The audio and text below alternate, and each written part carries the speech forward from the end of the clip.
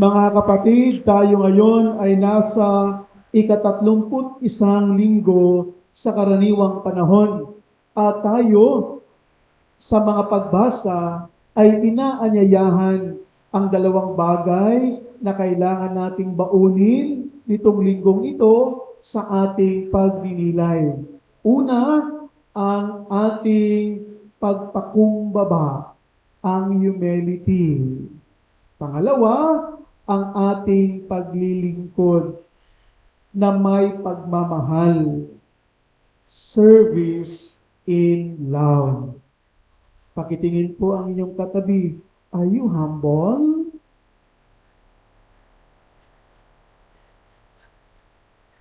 Sabi ni Jesus, ang taong naglilingkod at ang taong mapagpakumbaba ay siyang greatest para sa kanya. Sabi ni Jesus, ang taong nagpapakataas ay ibababa at ang nagpapakababa ay itataas. Alam niyo po, si Jesus ay galit sa mga eskriba at mga pariseyo. Bakit? Dahil ang mga eskriba at ang mga pariseyo, sila po yung mga teachers of the law, ang tagapagpaliwanag sa kautusan ni Moises. Maraming kautusan ang sinasabi ng mga eskriba at ng mga pariseyo. Ngunit, hindi sila sumusunod sa mga ito. Ang ginagawa ng mga eskriba at mga pariseyo ay nagpapakitang tao lamang. Maraming silang sinasabi, ngunit hindi nila ginagawa ang kanilang mga sinasabi, ang lumalabas sa kanilang bibig. They did not do what they preach. Kaya, si Jesus ay galit. Harsh words. Mainit na mga pananalita ang sinasabi ni Jesus sa mga eskriba at mga pariseyo dahil sila ay hypocrite. Kilala na po ba ang isang taong hypocrite? Hipokrito, di ba? Sinasabi natin, hipokrito ka. Hipokrita ka. Di ba? Oh. Paggalit tayo, ha? So, kilala niyo po ba sila? Buti na lang, walang tumingin sa katabi. Salamat sa Diyos. Ang hypocrite ay nagpapakitang tao lamang. Kaya, galit si Jesus.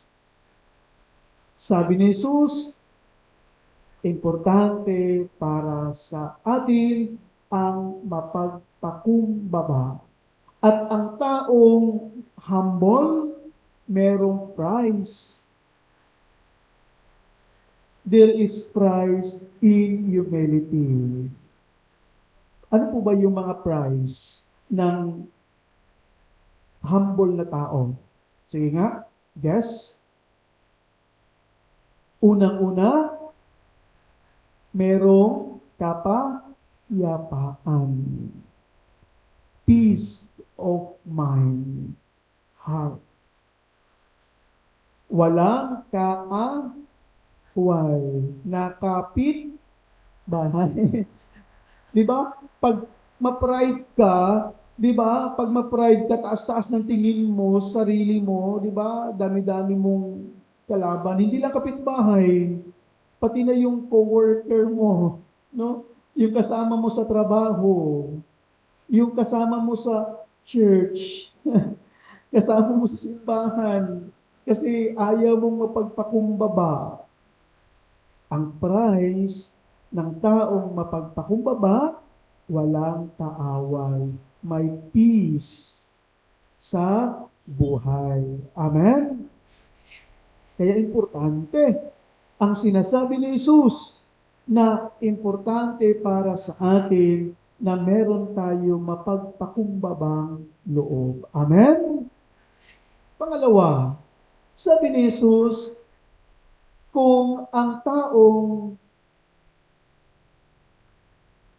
in service, lalong-lalo na sa simbahan, service in love, may paglilingkod na pagmamahal, ay siya din ay greatest para sa kanya.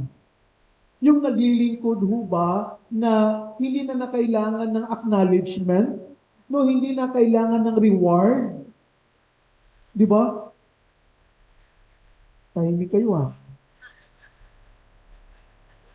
Minsan kasi, pag meron tayong nagawa, kung meron tayong achievement, gusto natin ng acknowledgement. Dapat meron talagang pangalan. Yan. Ako yan. Ginawa ko yan. Akin yan. Yun, di ba? Ganyan tayo. Meron, gusto natin ng acknowledgement and reward.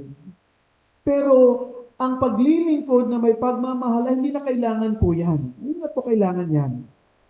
Kahit hindi po kayo ma-mention dahil meron ding price ang taong naglilingkod na may pagmamahal. And that is, in the eyes of God, you are the greatest. Amen? Kaya kitingin ang iyong katabi. Sabihin mo, are you greatest? Are you great? Huwag kailangan ng acknowledgement. No? Di kailangan ang reward. Kailangan natin sa mata ng Diyos, we are the greatest. Amen? Kaya nitong ika-31 linggo sa karaniwang panahon, mga kapatid, baunin natin bilang mga Katoliko, bilang mga Kristiyano, na sa pagsisimba natin linggo-linggo sa ating mga ginagawa sa simbahan, sa ating mga pagsunod sa mga devotional practices natin bilang mga Katoliko, importante ang puso natin na merong mapagpakumbaba at ang paglilingkod na may pagmamahal sa Diyos at sa ating kapwa. Amen? Pakitingin po ang inyong katabi, pakisabi po sa inyong katabi, I am glad to see you.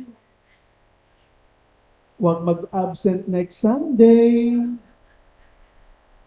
Palakpakan natin ang ating Panginoon.